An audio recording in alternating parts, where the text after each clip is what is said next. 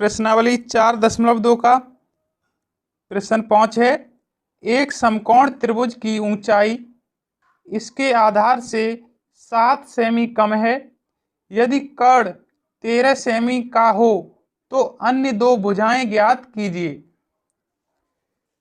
5वां प्रश्न है, चलिए इसी का हल देखेंगे। तो क्वेश्चन में क्या कह रहा है, एक समकोण त्रिभुज। तो सबसे पहले हम एक समकोण त्रिभुज बना लेंगे। ये हमने एक समकोण त्रिभुज बना लिया है, इसे हम नाम दे देंगे ए, बी और सी। अब क्वेश्चन में क्या कह रहा है, एक समकोण त्रिभुज की ऊंचाई इसके आधार से 7 सेमी कम है। यदि हम समकोण त्रिभुज की ऊंचाई समकोण त्रिभुज की ऊंचाई इसके आधार से 7 सेमी कम है। अगर हम आधार को ए नाम दे दें, माना आधार ए, तब उसकी ऊंचाई कितनी हो जाएगी, ए माइनस के 7।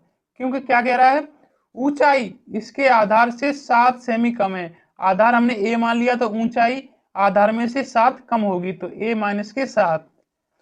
और यदि कर्ण 13 सेमी का हो तो कर्ण कितना दे रहा है, यहाँ पर 13 सेमी ये दिया हुआ है। तो हमें ज्ञात करनी है अन्य दो भुजाएं ज्ञात कीजिए। तो चलिए इसका हल देखेंगे। तो सबसे पहले हल में यहां लिख लेंगे, माना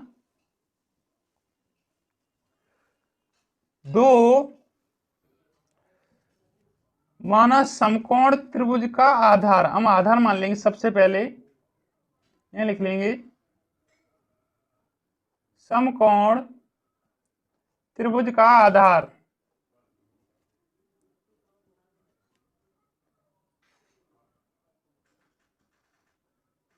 आधार हम मान लेंगे ए सेमी का है। तब अकॉर्डिंग टू क्वेश्चन जो हमारा ऊंचाई है वो कितनी हो जाएगी, ए माइनस के 7। क्योंकि ये दिया हुआ है तो लिख लेंगे तब ऊंचाई बराबर यहां हो जाएगा ए माइनस के 7 सेमी। ओके। और हमारा कर्ण दिया हुआ है 13 सेमी का। तो हम सब सीधा है, बहुत सरल प्रश्न है, इसमें सीधी सी एक पाइथागोरस प्रमेय लगा देंगे। पाइथागोरस प्रमेय से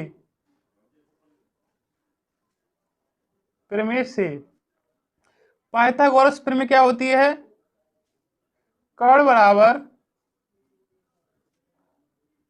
कर्ण का वर्ग बराबर में आधार का वर्ग प्लस के ऊंचाई का वर्ग। ऊंचाई और लंब एक ही बात होती है, तो लिख लेंगे ऊंचाई का वर्ग। ये हमारी पाइथागोरस प्रमेय होती है। तो चलिए इसमें मान रखेंगे। तो कर्ण कितना दे रहा है, 13 सेमी का। यहाँ हो जाएगा 13 का वर्ग बराबर में आधार कितना है, ए, तो यहाँ हो जाएगा ए का वर्ग प्लस ऊंचाई कितनी है, ए माइनस के 7, तो इसका भी वर्ग। अब इसे हल करेंगे तो 13 का वर्ग कितना हो जाएगा, 169 बराबर में ए का वर्ग, ए स्क्वायर हो जाएगा यहाँ पर, प्लस ए माइनस 7 का होल स्क्वायर। तो ये सूत्र बन जाएगा ए माइनस बी का होल स्क्वायर। तो सूत्र होता है ए का वर्ग प्लस बी का वर्ग, बी है 7, तो 7 का वर्ग माइनस 2 इंटू ए कितना है, ए इंटू बी, बी है 7। ओके। तो इसे आगे हल करेंगे, 169 बराबर में ए स्क्वायर प्लस यहाँ भी ए स्क्वायर हो जाएगा प्लस 7 का वर्ग हो जाएगा 49 माइनस के 7 दूनी 14 ए, यहाँ हो जाएगा 14 ए। ओके। अब चलिए इसे ऐड कर लेंगे, 169 बराबर में ए स्क्वायर हो जाएगा यहाँ पर 2a स्क्वायर माइनस के 14a प्लस के 49। अब 169 को हम ले जाएंगे RHS में, तो यहाँ जीरो रह जाएगा, केवल 0 बराबर में 2a स्क्वायर माइनस के 14a प्लस 49 माइनस के 169। ओके। अब इसे हल करेंगे तो देखिए यहाँ पर 2a² माइनस के 14a। अब 169 में से 49 घट जाएंगे तो 9 में से 9 घटेंगे 0 बचेगा यहाँ पर। 6 में से 4 जाएंगे 2 और 1 का 1 बराबर में बचेगा 0। अब इन तीनों में से देखिए हमें 2 कॉमन मिलता दिख रहा है तो 2 कॉमन ले लेंगे तो कितना बचेगा a² माइनस के 7a माइनस के 70, सॉरी 60 बचेगा 60, क्योंकि 60 दूनी 20 तो 60 बराबर में 0।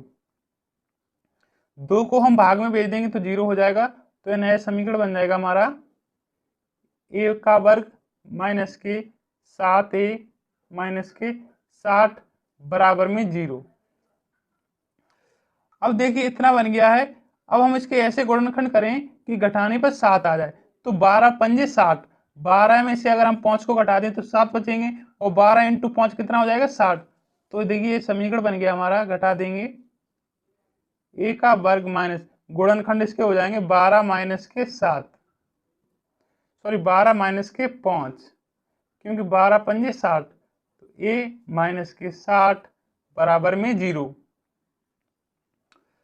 अब a का वर्ग माइनस के अंदर गुणा करेंगे माइनस का और a से एक अंदर गुणा कर देंगे तो 12 हो जाएगा यहाँ पर।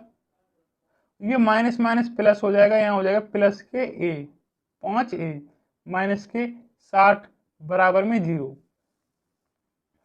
ओके, अब देखिए इन दोनों में से हमें a कॉमन मिलता दिख रहा है तो a कॉमन ले लिया तो कितना बचेगा a माइनस के 12 प्लस के इधर से हम 5 कॉमन ले लेंगे तो यहाँ बचेगा a माइनस के 12, क्योंकि 12 पंजे 60 बराबर में 0।